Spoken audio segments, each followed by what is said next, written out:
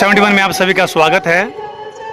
व्यासपुर में आयोजित श्री कृष्ण कथा अमृत का आज तीसरा दिवस। तो चलिए चलते हैं राजकीय मॉडल संस्कृति स्कूल व्यासपुर के मैदान पर, जहां पर दिव्य ज्योति जागरण संस्थान के तत्वाधान में श्री कृष्ण कथा अमृत वर्षा की जा रही है। व्यासपीठ पर विराजमान साध्वी सुश्री कुलिंदी भारती जी के मुखारविंद से आइए श्रवण करते हैं श्री कृष्ण कथा अमृत वर्षा। मुझसे तू मिलने कब आ रहा है, गरीब सुदामा विनय कर रहा है, मिलने दो मुझको मोह से अपने, मिलने दो मुझको मोह से अपने, या कह दो सखा दर पे खड़ा है, कह दो सखा उसके दर पे खड़ा है, कह दो सखा उसके दर पे खड़ा है, दर पे खड़ा है, कह दो सखा दर पे खड़ा है। अरे पहरेदारो यूं ना निहारो,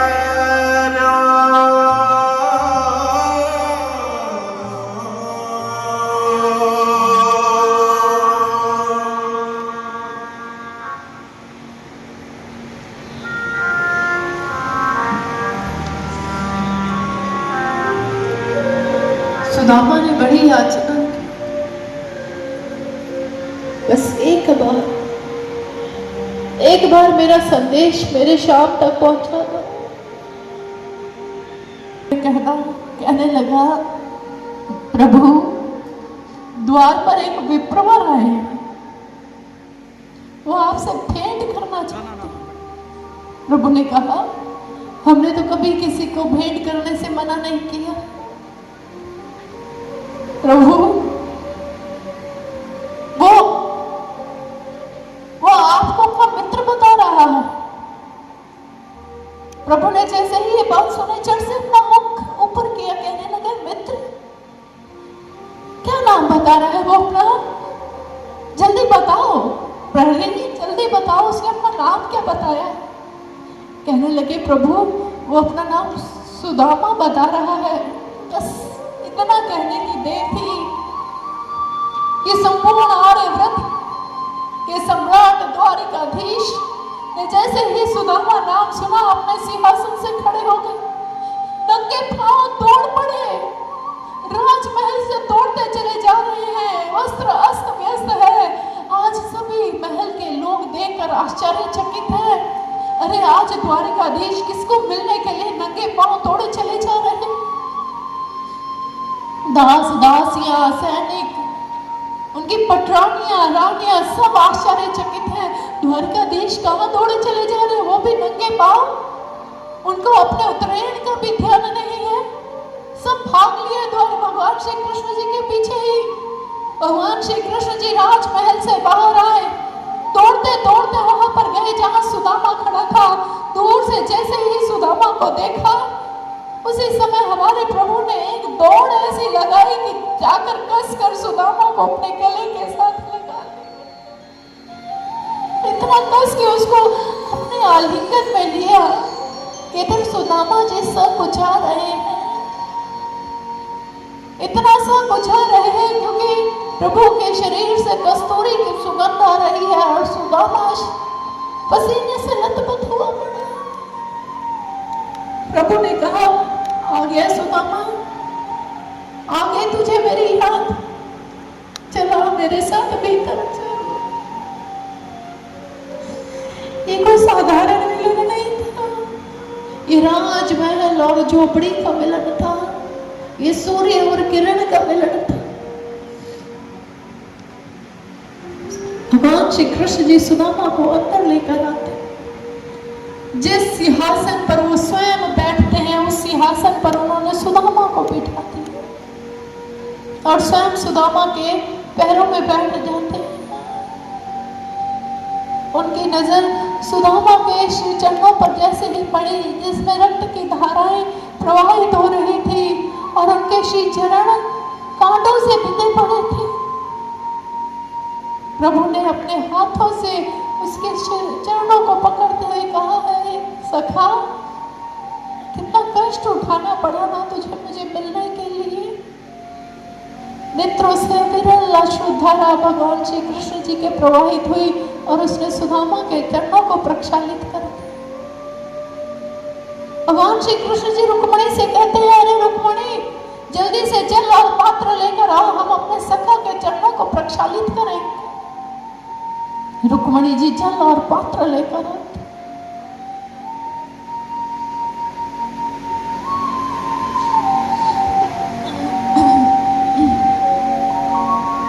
भगवान श्री कृष्ण जी ने उस पात्र में सुदामा के चरणों को रखा और उन्हें प्रक्षालित जैसे ही करने लगे। सुदामा ने हाथ पकड़ते हुए कहा, ऐसा ना करें प्रभु। कभी आपने देखा है कि एक सेवक अपने एक स्वामी अपने सेवक के चरणों को धोए? आप ऐसा क्यों कर रहे हैं प्रभु? भगवान श्री कृष्ण जी कहने लगे, सुदामा तुझे पता है जब मेरे भक्त मेरे चरणों को प्रक्षालित करते हैं, उसे दूध से धोते हैं, उस पर गुलाब की पंखुड़ियों को चढ़ाते हैं ना सुदामा, तो मैं अपने भक्तों के चेहरों पर एक आनंद को महसूस करता हूँ। आज वही भक्तों का आनंद मैं तेरे चरणों को धोकर लेना चाहता हूँ। क्या तू ये चाहता है कि तेरे सखा को वो आनंद न मिले? क्या मैं तेरा कुछ नहीं लगता? सुदामा ने हाथ जोड़ते कहा, जोर से कसकर हाथ पकड़ते हुए, ऐसा ना करो प्रभु, तेरे बिना तो मेरा कोई भी नहीं है। अरे जैसा लाड तू मुझे लड़ाता है ऐसा कोई नहीं लड़ाता है। अरे सुदामा, अरे कान्हा, एक तू ही तो है जिसने अपने पूरे साम्राज्य के समय मुझ जैसे दीनहीन गरीब नादान से अपने इस सखा को कसकर अपने आलिंगन में लेकर मेरे मान और सम्मान को तूने संसार के आगे बढ़ा दिया। तेरे सिवा मेरा भला कौन है? भगवान श्री कृष्ण जी ने कहा, तो ठीक है सुदामा, अब चुपचाप करके बैठ जाओ और मुझे चरण धोने दो। सुदामा ने के प्रभु ने चरणों को प्रक्षालित किया और उसके बाद उन्होंने रुक्मणी को जल पात्र देते हुए कहा, जाओ रुक्मणी, गंगा समान इस जल को सारे राजमहल में छिड़कवा दो। सुदामा जी अत्यंत प्रसन्न अपने प्रभु को मिलकर प्रभु ने उनका यथोचित सत्कार किया, उनको स्नान करवाया, राजसीय वस्त्र प्रदान किए, कक्ष में बैठकर ढेरों बातें की, गुरुकुल की बातें की, वन में लकड़ियां काटते हुए जो लेकर आते थे वो बातें की, एक एक स्मृतियां याद कर रहे हैं वो। फिर भगवान श्री कृष्ण जी ने सुदामा से कहा, अरे सुदामा, तुमने विवाह वगैरह किया है कि नहीं? सुदामा जी शर्माते हुए कहने लगे, हाँ सखा, किया है, छोटे छोटे बच्चे भी हैं मेरे। भगवान श्री कृष्ण जी मुस्कुरा पड़े। फिर धीमी सी आवाज में सुदामा ने कहा, कान्हा, तुमने विवाह किया? कन्हैया ने कहा, हाँ मैंने तो बहुत विवाह किए हैं, मिलवाऊं तुझे अपनी भाभियों से? रुक्मणी जी अन्य सारी रानियों के समक्ष ले आती है। रुक्मणी जी सुदामा जी को प्रणाम करती है तो सुदामा जी बड़े प्रसन्न होकर आशीर्वाद देते हैं, सौभाग्यवती भव, पुत्रवती भव। आठों पटरानियां भाग्यवती भव, पुत्रवती भव। लेकिन जब देखा कि पीछे तो लाइन बनी हुई है, इतनी बड़ी पंक्ति, कि सुदामा जी बाद में भव भव का आशीर्वाद देने लगे। 16,108 रानियों को आशीर्वाद देना था। कंठ भी सूख गया तो सिर में ही आशीर्वाद, सिर हिला हिला कर आशीर्वाद देने लग गए। और इधर द्वारिकाधीश मंद मंद मुस्कुरा रहे। सुदामा जी बड़े प्रसन्न है। मेरा सखा अपने घर के एक एक सदस्य से मुझे मिलवा रहा है, इतना मान और सम्मान कर रहे हैं मेरा। उसी समय भगवान श्री कृष्ण जी ने कहा, सुदामा क्या मेरी भाभी ने मेरे लिए कोई भेंट नहीं भेजी? अब जैसे ही भगवान श्री कृष्ण जी ने ये बात कही, सुदामा का दिल एकदम से थक से हो गया। भेंट? द्वारिका के ऐसे वैभव में मैं अपने कन्हैया को वो फटी सी साड़ी के घिसे हुए पल्लों में से वो 4 मुट्ठी चावल की भेंट कैसे दूं? पोटली पीछे छुपा ली। भगवान श्री कृष्ण जी कहने लगे, बोलो सुदामा, ऐसा नहीं हो सकता कि मेरी भाभी ने मेरे लिए कोई भेंट ना भेजी।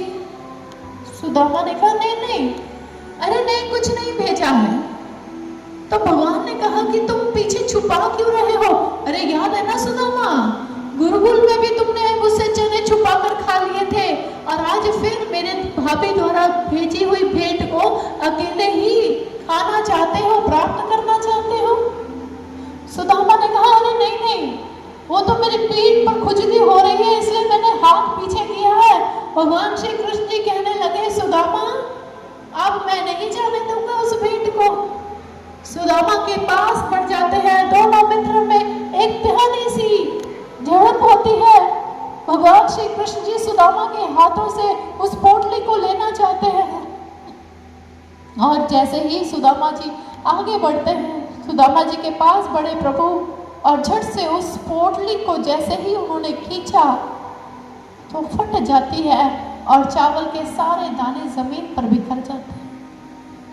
भगवान श्री कृष्ण जी आगे बढ़ते हैं, घुटनों के बल होते हैं, चावल के दानों को एकत्रित करते हैं, उन्हें मुट्ठी में लेते हैं और उन कच्चे चावलों को भी भोग लगा देते हैं। मेरे प्रभु, कच्चे चावलों को भोग लगाते और कच्चे चावलों को चबाता हुआ संपूर्ण ब्रह्मांड का पति ये कह रहा है, सुदामा इन चावलों में जो मुझे रस, जो आनंद, जो प्रेम की अनुभूति हो रही है ना सुदामा, ऐसी अनुभूति तो मुझे 56 प्रकार के व्यंजनों का सेवन कर कर भी नहीं होती। सुदामा कि उस भेंट को हमारे प्रभु ने स्वीकार किया, क्योंकि प्रभु है ही भाव के भूखे।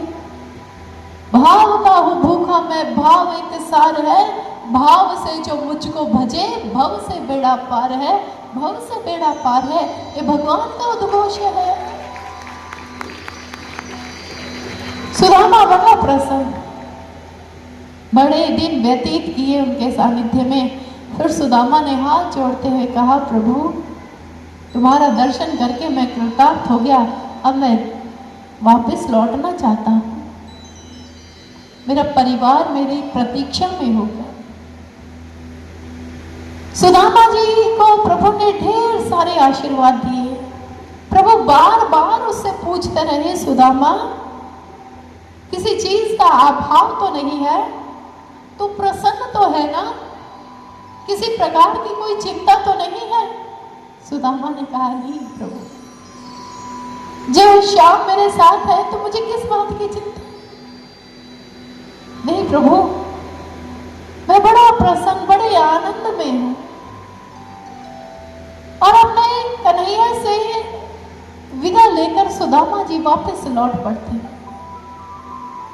आज भी सुदामा के अंदर कोई चिंता नहीं है, आज भी सुदामा के अंदर कोई गिला शिकवा नहीं है कि मैं इतनी दूर आया और मेरे कन्हैया ने मुझे भेंट स्वरूप कुछ भी प्रदान नहीं किया। मैं सुशीला से जाकर क्या कहूंगा, मैं परिवार को जाकर क्या कहूंगा? सुदामा चिंतित नहीं है, क्योंकि भक्त कभी चिंता नहीं करते हैं। भक्त कभी भी चिंतित नहीं होते, क्योंकि वो हमेशा अपने प्रभु से यही कहते हैं, तेरी रजा में हो प्रभु मेरी रजा। तो जिस हाल में रखे वो हाल अच्छा। वो चिंता नहीं करते, वो अपनी सारी चिंताएं अपने प्रभु को सौंप कर निश्चिंत हो जाते हैं। अब तू जाने और तेरा काम जाने। क्योंकि भक्त, उन्होंने अपने प्रभु को भीतर से जाना होता है, उन्हें देखा होता है। इसलिए जो देख लेते हैं, जो सच्चा प्रेम उससे करते हैं, उनके लबों पर कभी शिकवा और शिकायत नहीं आता है। वो अपने प्रभु से ये नहीं कहते, अरे दिन रात तेरी भक्ति कर रहे हैं, इतना चढ़ावा चढ़ाते, इतने दान दिए, जीवन में फिर भी हमारे दुख ही है, तो तू भगवान कैसा ही। और ना ही वो कभी चिंता करते हैं, क्योंकि भक्त अच्छी तरह से जानता है कि चिंता और चिता में ज्यादा अंतर नहीं होता है, सिर्फ एक बिंदी का अंतर होता है। जब आप चिता लिखें और उस चिता के ऊपर अगर बिंदी लगा देंगे तो चिंता हो जाती है, और उस बिंदी को अगर आप हटा देंगे तो वो चिंता हो जाती है, चिता हो जाती है। लेकिन इन दोनों में कोई ज्यादा अंतर नहीं है। चिंता जो होती है वो जीते जागते इंसान को जलाती है, लेकिन जो चिता होती है वो एक मरे हुए इंसान को जलाती है। लेकिन दुख की बात है, विडंबना की बात है, इतने भक्तों की गाथाएं सुनकर, उनके जीवन के परिस्थितियों, उनके जीवन के संघर्षों को सुनकर, खुद प्रभु की भक्ति करते हुए मानव समाज चिंताओं से ग्रसित है। आज आंकड़े उठाकर देख लीजिए, 80% से ज्यादा लोग आज डिप्रेशन के शिकार हैं, एंजाइटी हो रही है, टॉक्सिक वरिड के शिकार हो रहे हैं। और आज मनोविज्ञान इस पर कार्यरत है। इंसान के डिप्रेशन, एंजाइटी पर आज मनोविज्ञान कार्य कर रहा है। और मनोविज्ञान ने ये कहा है कि इंसान की जो चिंताएं हैं वो बिना सिर पैर की होती हैं।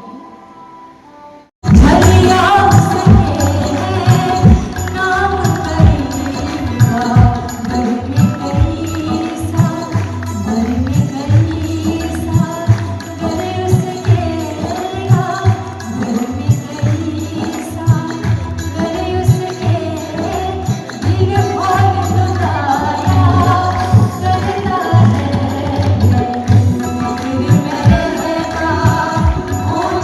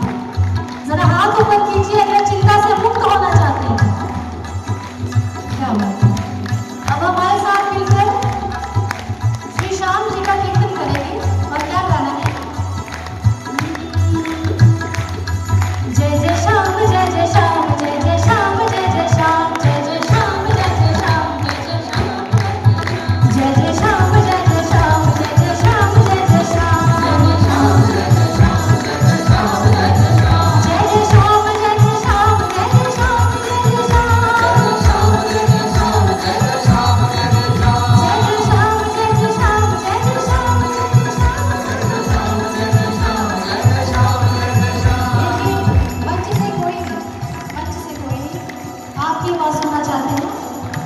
बोलिए जय श्री कृष्णा। इसी बुलंद आवाज के साथ जरा सभी कीर्तन करके हाथ सभी के ऊपर और ताली का सहयोग देते हुए जय जय श्याम जय जय श्याम जय जय श्याम जय जय श्याम जय जय श्याम जय जय श्याम जय जय श्याम जय जय श्याम। सभी गाते हैं जय जय श्याम जय जय श्याम जय जय श्याम जय जय श्याम जय जय श्याम जय जय श्याम जय जय श्याम जय जय श्याम बोलिए जय श्री कृष्णा। जय जय श्री कृष्णा।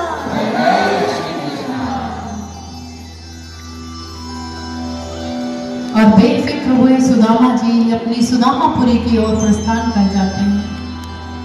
लेकिन जैसे ही सुदामापुरी पहुंचते हैं तो वहां वो बड़े बड़े राजमहल देखते हैं। मेरी झोपड़ी कहाँ चले गई, मेरे बच्चे मेरी पत्नी कहाँ चले गई। तभी सुंदर वस्त्र धारण किए हुए, अलंकार धारण किए हुए एक भवन से एक स्त्री निकलती है। सुदामा जी के जैसे ही चरण स्पर्श किए तो एकदम से कहने लगे, अरे अरे कौन है आप, मेरे चरण क्यों छू रही। तो सुशीला ने कहा, अरे स्वामी पहचाना नहीं आपने मुझे, मैं आपकी पत्नी सुशीला हूँ। कहने लगे, सुशीला मैं द्वारिका गया तो तुम्हारा ईमान बदल गया, ये राजसीय वस्त्र, ये अलंकार, ये राजमहल, ये सब क्या है। सुशीला ने कहा, अरे स्वामी क्या अपने लीलाधर की लीला नहीं समझ पाए। अरे आप द्वारिका की ओर कदम क्या बढ़ाया आपने कि उसी समय प्रभु इस हमारी झोपड़ी में प्रकट हो गए और उन्होंने कहा, अच्छा किया जो सुदामा को मेरी ओर भेज दिया।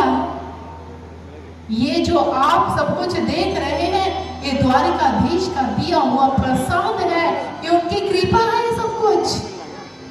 अरे स्वामी हमने तो भेंट में सिर्फ 4 मुट्ठी चावल दिए थे अपने प्रभु को, लेकिन मेरे प्रभु की करुणा और दया देखो, उन 4 मुट्ठी चावलों के बदले में उसने द्वारिका जैसा वैभव हमारी झोली में डाल। सुदामा जी नतमस्तक हो गए अपने प्रभु के साथ। सुशीला से कहने लगे, सुशीला ये हमारे प्रभु का प्रसाद है, इसलिए हम बांट कर खाएं। सुदामा के राजमहल में दीन दुखी आने लग गए। सुदामा जी उनकी सहायता करते, प्रभु का ध्यान होता, उनके धर्म का, सनातन धर्म का वह प्रचार और प्रसार करने लग गए। इधर सुदामा ने अपने मित्र से कुछ नहीं मांगा और उधर मित्र ने भी अपने मित्र की व्यथा को जानते हुए उसकी झोलियों को भर दिया। यही तो है सच्ची मित्रता, ये है सही डेफिनेशन फ्रेंडशिप की। युग के इतिहास को उठाकर पढ़ लीजिए, सच्ची मित्रता निभाई भगवान श्री राम जी ने सुग्रीव जी के साथ, कि उसका खोया हुआ राज्य उसे वापस लौटा दिया और धर्म के मार्ग पर अग्रसर किया। और सुदामा और भगवान श्री कृष्ण जी की मित्रता तो जग जाहिर है। लेकिन दुख की बात यह है, विडंबना की बात यह है कि मानव समाज महापुरुषों के चरित्र से शिक्षा नहीं देता, उन्हें केवल पढ़ने सुनने तक सीमित कर रख दिया। आज के वर्तमान समाज ने, विशेषकर अगर आज के युवा वर्ग ने भगवान श्री कृष्ण जी की मित्रता से शिक्षा ली होती तो मित्रता में सौहार्द, भाईचारे की सुगंध आ रही होती, ना कि वासना की सुगंध आ रही होती। दृष्टि दौड़ाकर देखिए अपने समाज में क्या है। आज फ्रेंडशिप के नाम पर क्या हो रहा है, ओवरनाइट चैटिंग होती रहती है फ्रेंडशिप के नाम पर। इसी फ्रेंडशिप के नाम पर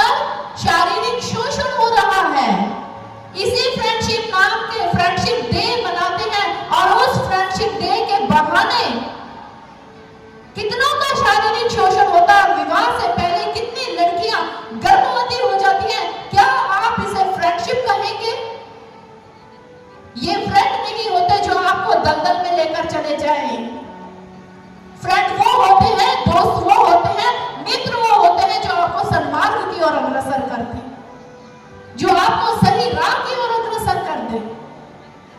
लेकिन आज की मित्रता देखिए, आज की मित्रता से दुर्गंध आती है, वासना की, अश्लीलता की, नशे की दुर्गंध आती है।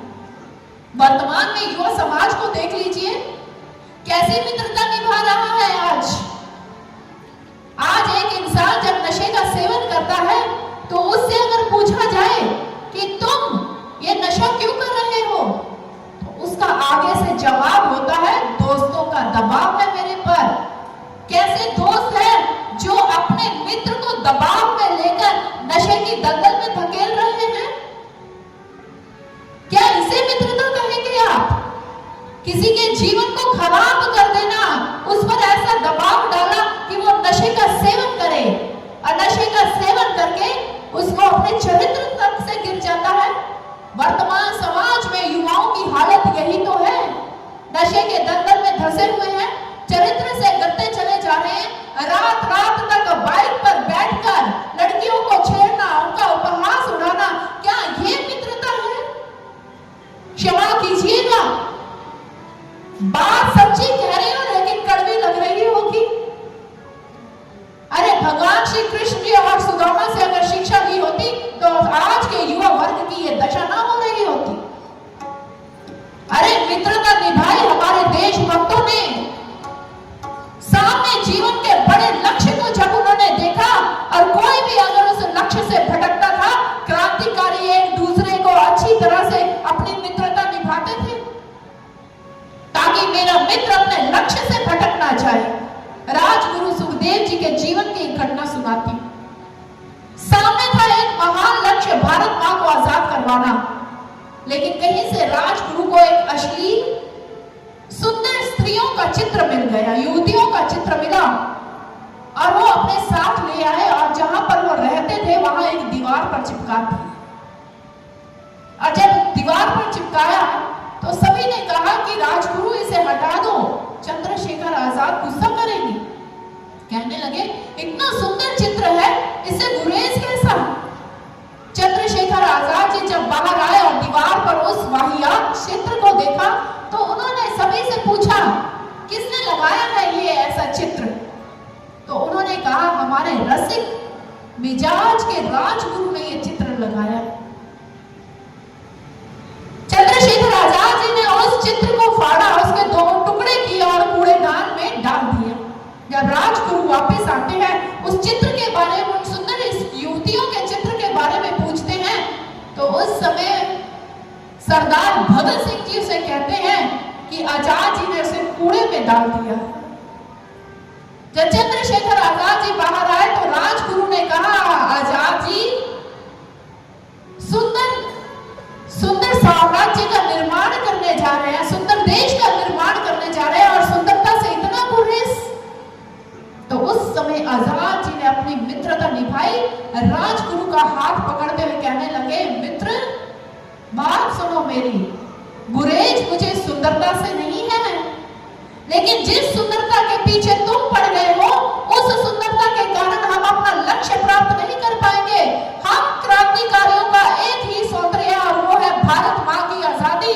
हमारी आंखों में एक ही सौंदर्य बसना चाहिए, भारत के लहराते हुए खेत, और हमारी एक ही प्रेमिका है जिसका नाम है हमारी भारत मां। इसके अतिरिक्त हमारी कोई अन्य प्रेमिका नहीं हो सकती है। अगर तुमने इस सारे सौंदर्य को बिसार कर इस सौंदर्य में पड़े तो अपने देश को, अपने भारत को कभी आजाद नहीं कर पाओगे। इसे कहते हैं मित्रता निभाना। चंद दोस्तों के दबाव में आकर नशे के दलदल में धंस जाना, चरित्र से गिर जाना, वासना से गिर जाना, रात रात तक चैटिंग करना, फेसबुक पर अश्लील फिल्में, गाने सुनना, ये मित्रता नहीं होती है। इसे मित्रता नहीं कहते हैं। अरे चंद दोस्तों के दबाव में आकर आप गलत राह पर चले जाएं तो वो मित्रता नहीं होती है। क्या हमारे देशभक्तों के ऊपर दबाव नहीं था? अरे बर्फ की सिल्लियों पर उन्हें लिटाकर ठंड के दिनों में चाबुक मारे जाते थे, लेकिन फिर भी किसी ने उनके दबाव को स्वीकार नहीं किया। हर चाबुक के साथ उन्होंने कहा अरे तुम अपने नमक का हक अदा करो, हम अपनी भारत मां का हक अदा करेंगे।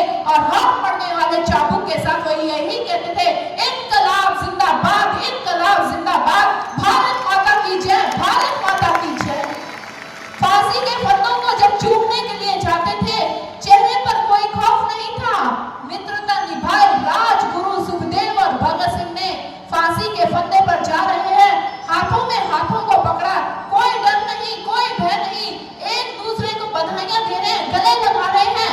धन्य है आज भारत माँ ने हमारा चुनाव किया है, हम अपनी माँ के लिए कुर्बान होने जा रहे हैं। और उस समय पूरे जुनून जज्बे के साथ मिलकर ये तीनों मित्र आगे बढ़े और यही गुनगुनाते जा रहे हैं, मेरा रंग दे बसंती चोला माँ, मेरा रंग दे बसंती चोला। तो आइए उन देशभक्तों की मित्रता की एक मिसाल को हम भी इस गीत के माध्यम से श्रवण करते हैं। शहीदों की चिताओं पे लगेंगे हर वर्ष मेरे,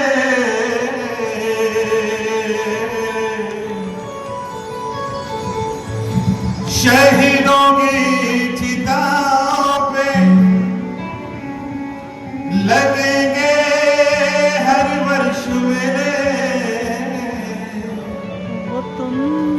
वतन पे लुटने वालों का यही बाकी निशान होगा,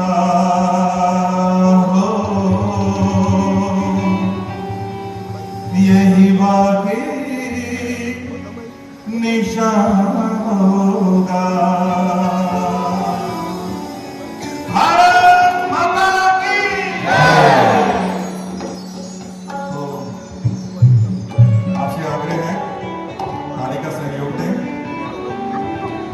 और जो इस देशभक्ति के गाने पे भजन पे नाचना चाहता है वो नाच भी सकता है।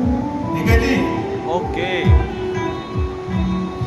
रंग दे रंग दे रंग दे और रंग दे रंग दे रंग दे रंग दे रंग दे रंग दे रंग दे और रंग दे रंग दे रंग दे रंग दे रंग दे रंग दे रंग दे और रंग दे रंग दे रंग दे रंग दे रंग दे रंग दे रंग दे और रंग दे रंग दे रंग दे रंग दे मेरा रंग दे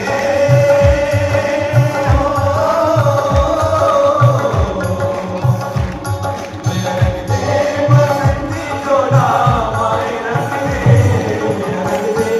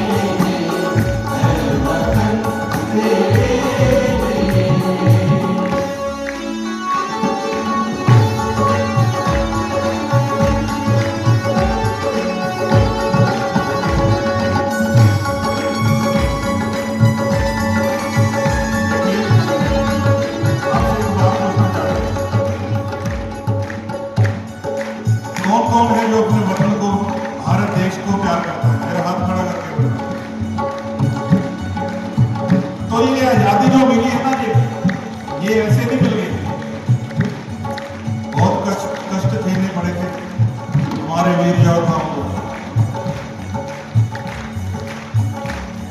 बर्फ की सिल्लियों में उनको नंगा लेकर आया करते थे, तरह तरह की यातनाएं उनको भुगतनी पड़ी।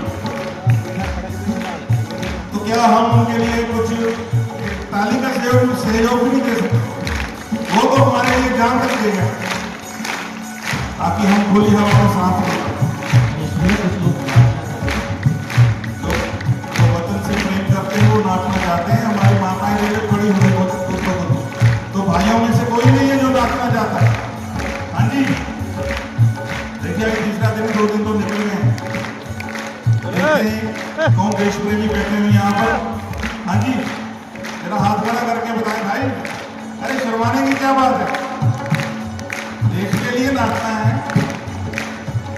प्रभु के बारात में बैठे हैं, प्रभु भी देख रहे हैं कि कौन कौन मेरा मत यहाँ पर बैठा है। तो एक बार सभी के हाथ ऊपर होने चाहिए। हाँ जी, ये बात तो एक बार सभी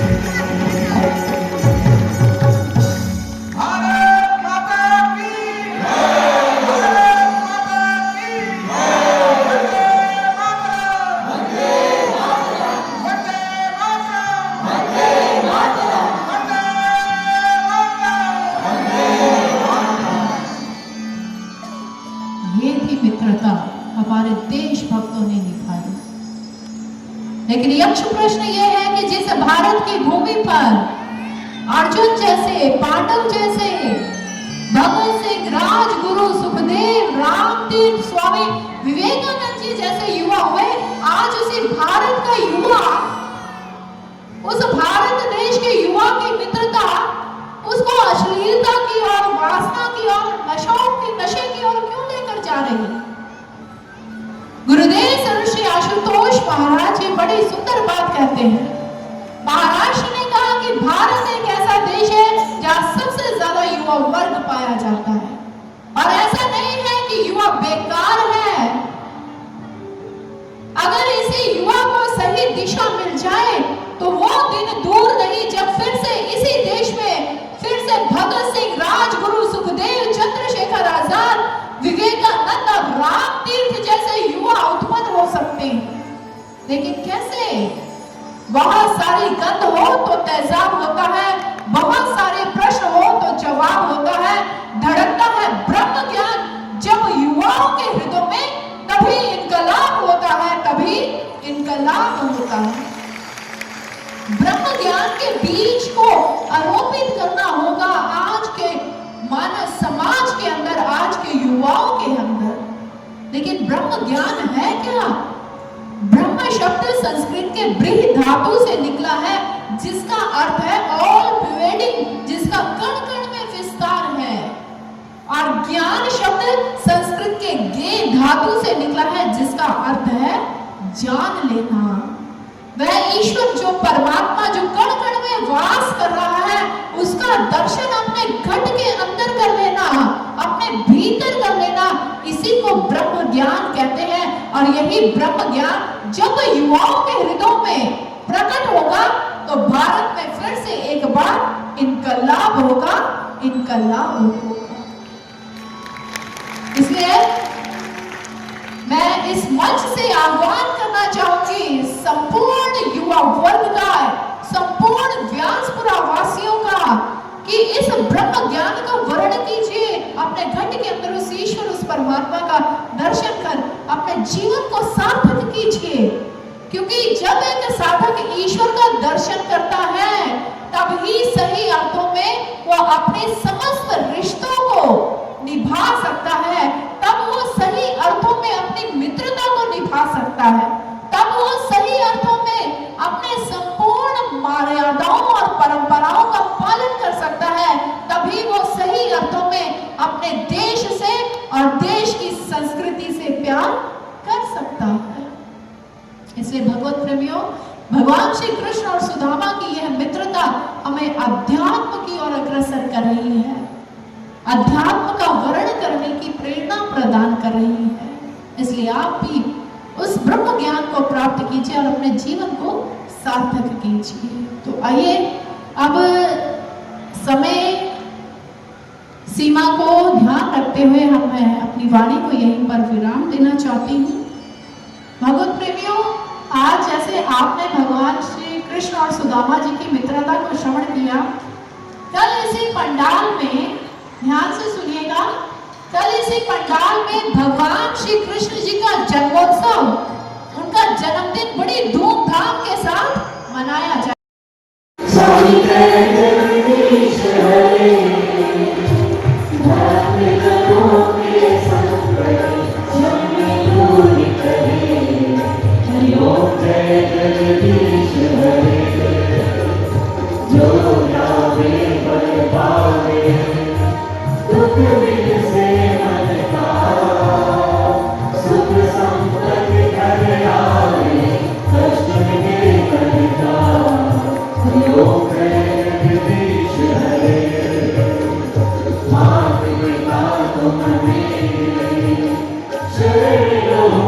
Shri